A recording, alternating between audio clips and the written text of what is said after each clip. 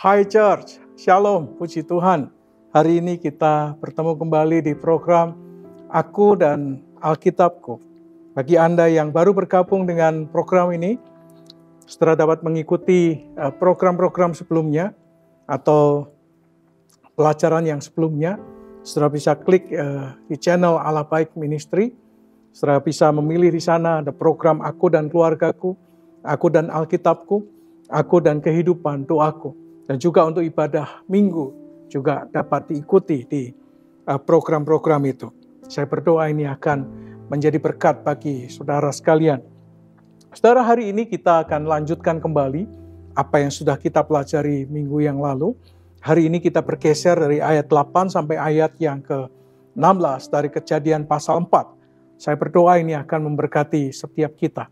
Sebelumnya mari kita berdoa. Kami bersyukur Tuhan, terima kasih karena hari ini kami dapat kembali bersama-sama merenungkan bagian dari firman-Mu di program Aku dan Alkitabku. Kiranya melalui program ini anak-anak-Mu bertumbuh, anak-anak-Mu semakin menikmati akan firman Tuhan dan kebenaran firman Tuhan dapat diterima dengan iman dan menjadi terang bagi jalan dan hidup setiap anak-anak-Mu. Roh Kudus, wahyukan firman-Mu dan singkapkan itu menjadi bagian dalam kehidupan kami. Di dalam nama Tuhan Yesus kami berdoa. Amin. Puji Tuhan. Kejadian 4 ayat 8 sampai ayat yang ke-16. Di sini dikatakan demikian. Kata Kain kepada Habel adiknya, marilah kita pergi ke padang. Ketika mereka ada di padang, tiba-tiba Kain memukul Habel adiknya itu lalu membunuh dia. Jadi dipukul dulu, jatuh, lalu kemudian baru dibunuh, saudara. Jadi ada dua proses yang dilakukan oleh Kain. Kalau mau proses sebelumnya berarti dibawa keluar dulu ke padang, lalu kemudian dipukul mungkin dari belakang, lalu kemudian baru dibinasakan adiknya.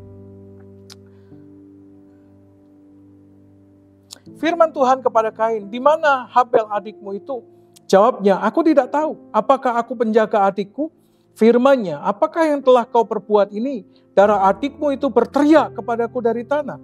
Maka sekarang terkutuklah engkau, terbuanglah jauh dari tanah yang mengangangkan mulutnya untuk menerima darah adikmu itu dari tanganmu. Apabila engkau mengusahakan tanah itu, maka tanah itu tidak akan memberikan hasil sepenuhnya lagi kepadamu. Engkau menjadi seorang pelarian dan pengembara di bumi. Kata Kain kepada Tuhan, hukumanku itu lebih besar daripada yang dapat kutanggung. Engkau menghalau aku sekarang dari tanah ini, dan aku akan tersembunyi dari hadapanmu. Seorang pelarian dan pengembara di bumi, maka barang siapa yang akan bertemu dengan aku, tentulah akan membunuh aku. Firman Tuhan kepadanya, sekali-kali tidak. Barang siapa yang membunuh Kain akan dibalaskan kepadanya 7 kali lipat. Kemudian Tuhan menaruh tanda pada Kain, supaya ia jangan dibunuh oleh barang siapa pun yang bertemu dengan dia.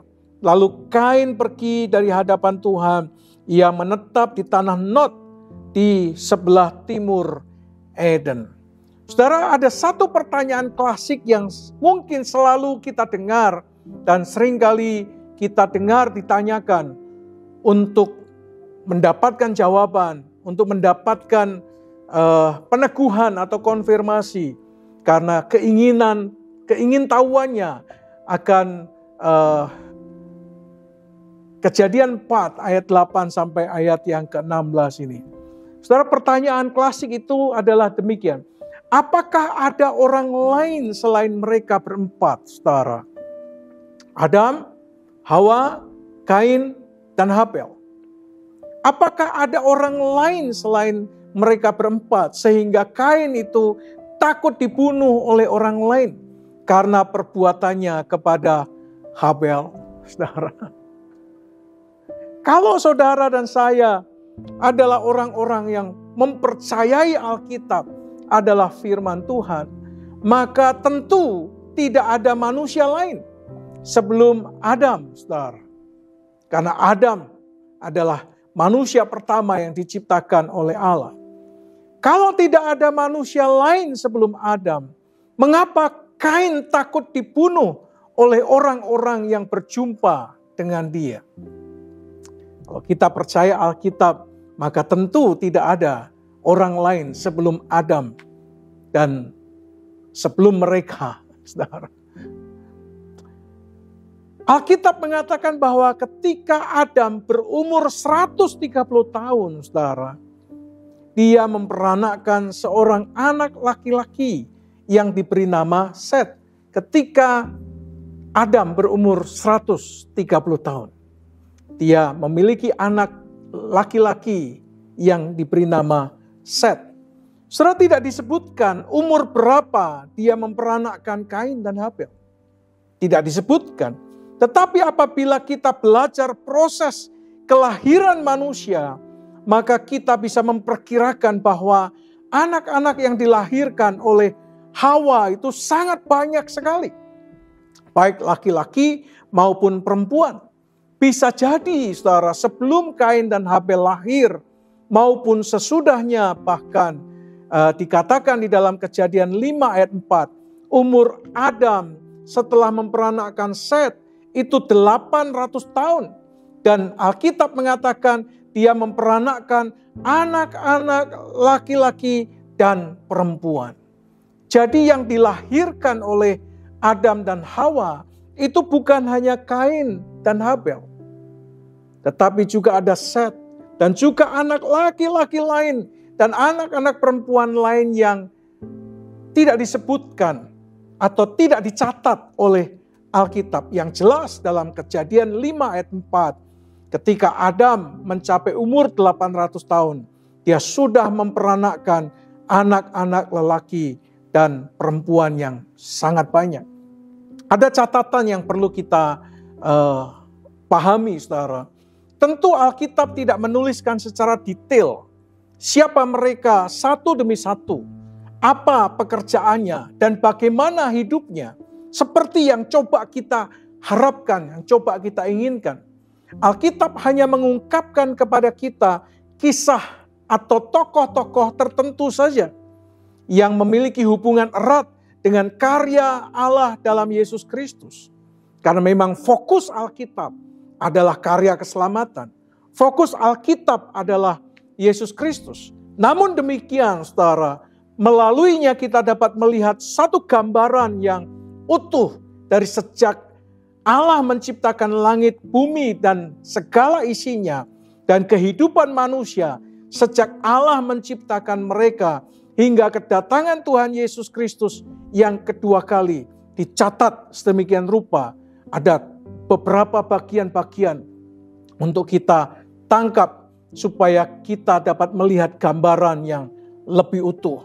Sekarang apabila kita berandai-andai saja ini ya, kalau misalnya umur Adam itu mencapai 930 tahun seperti yang dicatat oleh Alkitab, maka Adam masih memperanakkan anak-anak lelaki dan perempuan, maka kemungkinan besar sejak dia diusir keluar dari Taman Eden, dia kira-kira ini menurut perkiraan penghitungan, kalau misalnya 2 tahun melahirkan anak, 2 tahun melahirkan anak, 2 tahun melahirkan anak, kira-kira seperti yang terjadi dalam dunia modern ini. Sama seperti mama saya, memiliki 8 anak, bisa rentangan 1,5 tahun, rentangan 2 tahun.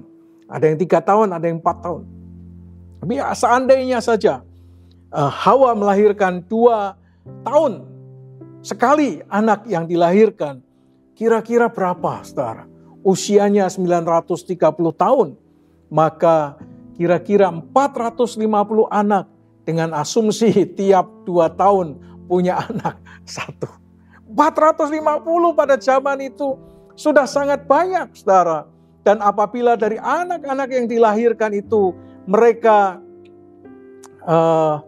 saling menikah dan saling melahirkan anak, maka bisa dibayangkan sepanjang hidup Adam, ketika dia masih hidup, bumi ini sudah dipenuhi dengan ribuan orang laki-laki dan ribuan orang perempuan.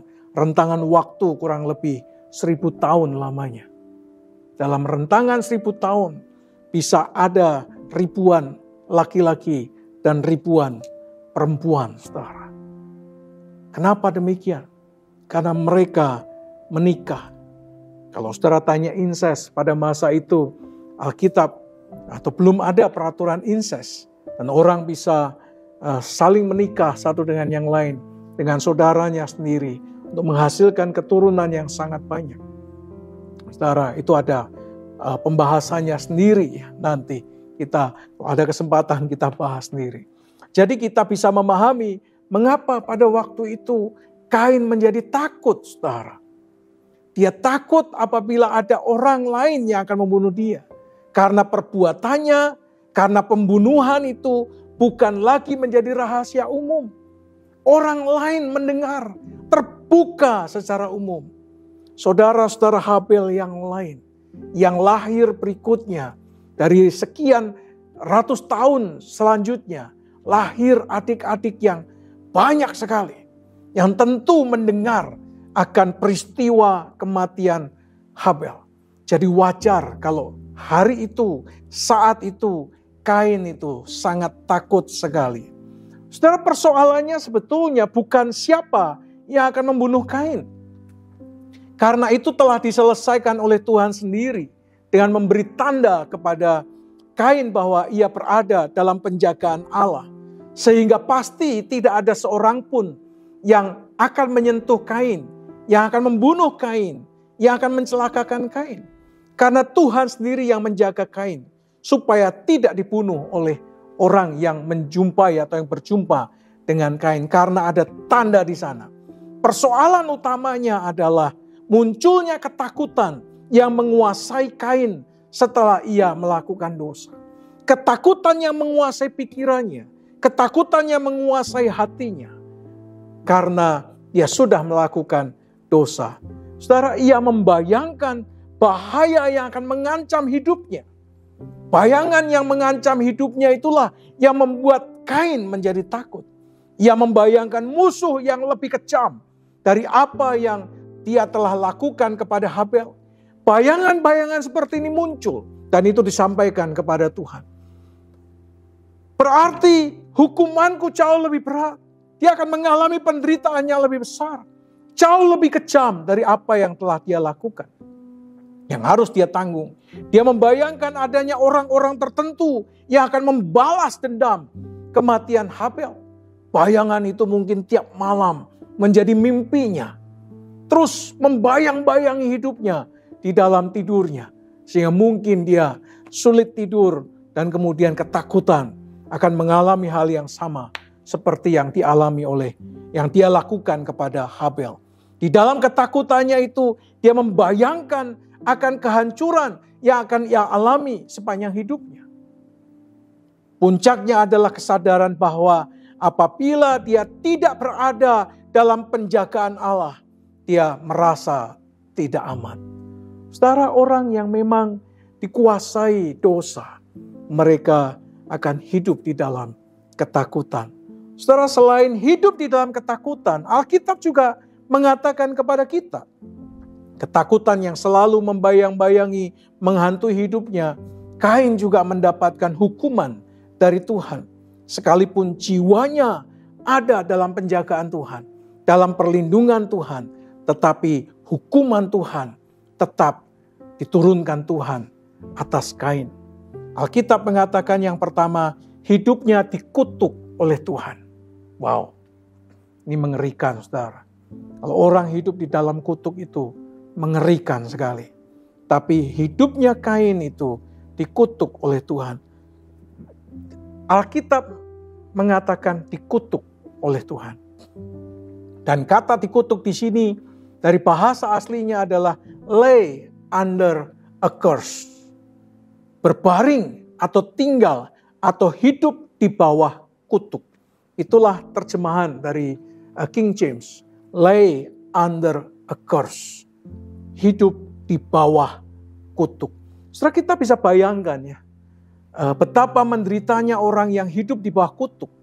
Dalam hidup Kain itu ada dua kutuk, saudara. Kalau saudara gali baik-baik firman Tuhan, ada dua kutuk yang menimpa dirinya. Yang pertama adalah kutuk yang diturunkan Allah kepada Adam. Kutuk yang kutuk yang dihasilkan diturunkan dari Adam dan kutuk yang dia terima langsung dari Allah.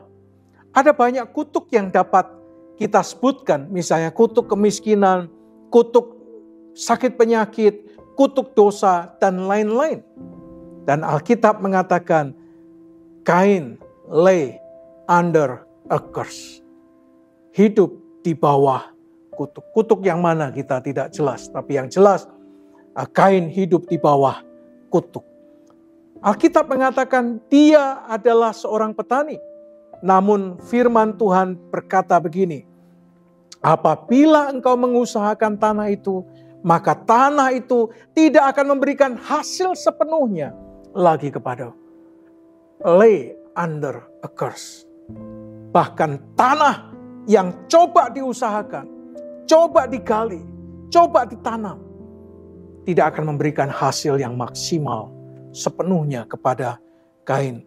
Saudara, orang ini adalah seorang yang ahli dalam bidang pertanian. Karena Kain adalah seorang petani. Tetapi sekalipun dia seorang ahli di bidang pertanian, namun demikian keahliannya itu tidak akan membuat tanah yang dia usahakan menghasilkan sebagaimana yang dia harapkan atau yang pernah dia hasilkan sebelumnya. Bukan berarti tidak ada hasilnya, loh saudara.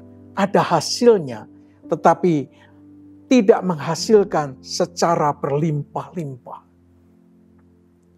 Inilah orang yang ada di bawah kutuk.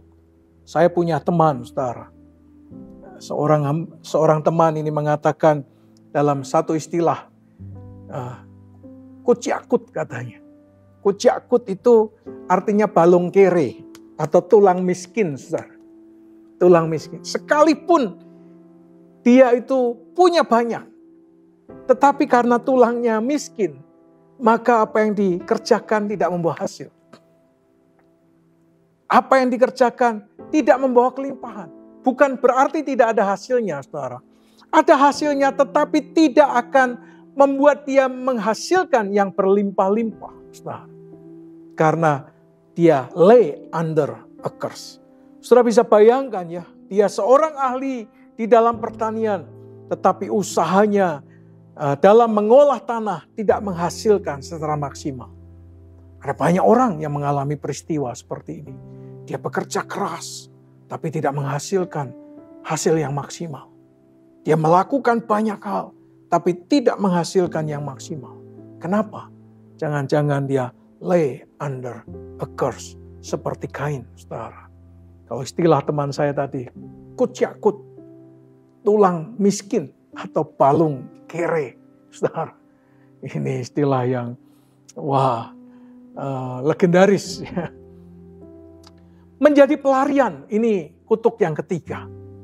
Kutuk yang ketiga menjadi pelarian dan pengembara di bumi. Inilah mungkin di kemudian hari munculnya komunitas nomad seperti kelompok Bedouin, yaitu kelompok-kelompok nomad yang berpindah-pindah tempat. Jadi Kain hidupnya pindah dari satu tempat ke tempat yang lain. Menjadi pelarian sepanjang hidupnya. Menjadi pengembara, pindah dari satu tempat ke tempat yang lain sepanjang hidupnya. Saudara, ini luar biasa ya. Hidup sebagai buronan, saudara. Kenapa demikian? Karena King James menerjemahkan kata pelarian dan pengembara itu dengan dua kata yang lebih tajam. Yang pertama, fugitive atau buronan.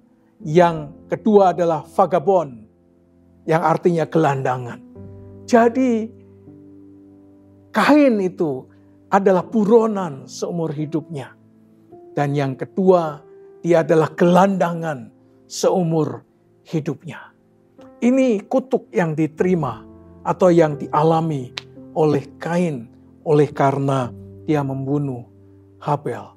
Saudara, dosa mengakibatkan banyak hal terjadi dalam kehidupan Kain.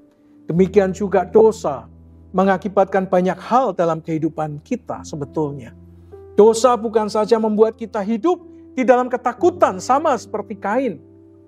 Tapi juga dosa membuat kita hidup di dalam kegelisahan, kecemasan, kekhawatiran, ketidaktenangan. Tidak ada damai sejahtera dalam dirinya. Sama seperti Kain. Seperti hidup bagaikan buronan dan gelandangan seumur hidupnya. Saudara, saya berdoa kiranya kita belajar untuk tidak hidup di dalam dosa dan menghidupi dosa. Karena dosa akan membuat kita hidup di dalam ketakutan. Dan terus dibayang-bayangi ketakutan. Hidup di dalam kegelisahan, kecemasan, kekhawatiran dan ketidaktenangan. Hidup tidak damai. Saudara, orang yang hidup di dalam dosa tidak akan menikmati damai sejahtera. Saudara, juga hidup di dalam kutuk, saudara. Hidup di dalam dosa tidak akan membuat kita hidup di dalam damai sejahtera. Demikian juga orang yang hidup lay under a curse. Hidup di bawah kutuk. Jauh dari keberhasilan. Bahkan dia selalu hidup di dalam kesusahan. Saudara bisa bayangkan ya. Tidak dijamin keselamatan hidupnya oleh Tuhan. Tetapi hidupnya ada dalam penderitaan seumur hidupnya. Dijaga oleh Tuhan. Tetapi dia menderita seumur hidupnya. Karena dihukum oleh Tuhan. Saya berdoa, saudara, tidak ada satupun di antara kita yang hidup di bawah kutuk. Saya berdoa, semua kutuk sudah dipatahkan. Semua kutuk sudah ditanggung oleh Yesus di atas kayu salib. Sehingga tidak ada lagi kutuk atas hidup kita. Saudara, hidup di bawah kutuk itu membuat kita menderita. Membuat kita tidak berbahagia. Oleh karena itu percayalah kepada Yesus. Karena ketika saudara dan saya percaya kepada Yesus, semua kutuk dalam kehidupan kita ditanggung oleh Yesus. Nanti saya akan berdoa untuk semua kutuk dipatahkan. Yang kedua, saudara, mari kita belajar hidup benar di hadapan Tuhan. Supaya kita hidup dalam anugerah Tuhan. Kita hidup di dalam penyertaan dan pemeliharaan Tuhan yang sempurna.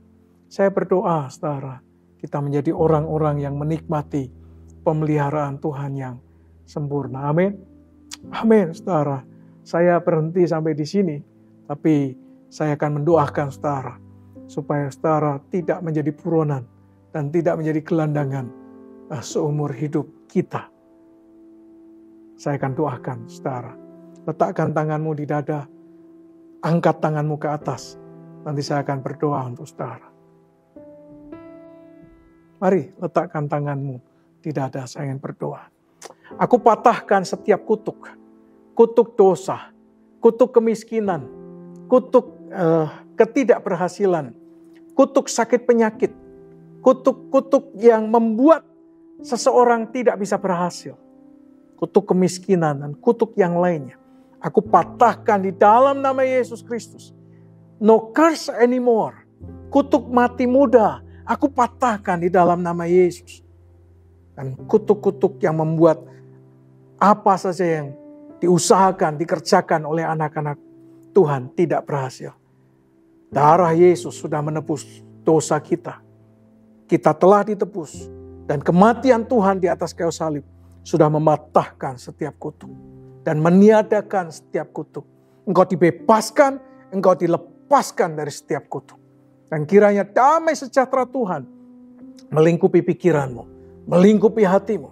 Sehingga engkau tidak lagi hidup di bawah ketakutan, tidak lagi hidup di bawah kegelisahan, kecemasan, kekhawatiran, kegelisahan dalam hidup. Engkau hidup dalam damai sejahtera Tuhan. Hidup di dalam ketenangan dan ketentraman. Di dalam nama Tuhan Yesus Kristus. Kiranya anugerah Tuhan beserta dengan saudara. Di dalam nama Yesus. Kiranya damai sejahtera dari Allah Bapa, cinta kasih sayang daripada Tuhan Yesus Kristus, persekutuan, pertolongan, pimpinan, dan kuasa Roh Kudus menyertai saudara sekalian dari sekarang sampai selama-lamanya. Di dalam nama Tuhan Yesus Kristus. Amin. Saya berdoa kita menjadi anak-anak Tuhan yang hidup dalam damai sejahtera, dalam ketenangan. Kita hidup di dalam kelimpahan dan anugerah. Kita diurapi oleh Tuhan sehingga apa saja yang kita kerjakan dibuat oleh Tuhan berhasil. No curse anymore. No lay under a curse anymore. Amin. Amin. Kalau saudara diberkati dengan pelayanan-pelayanan Allah Baik Ministry, dengan GCIC, baik diberkati aku dan keluargaku, aku dan Alkitabku, diberkati aku dan kehidupan doaku. Saudara ingin mendukung, menaburkan benih berkat, saudara bisa menaburkan di nomor rekening yang ada di deskripsi. Dan kiranya melalui dukungan saudara, pekerjaan Tuhan, melalui Allah Baik Ministry, terus berkembang dengan baik. Terima kasih untuk dukungan saudara. You are blessed.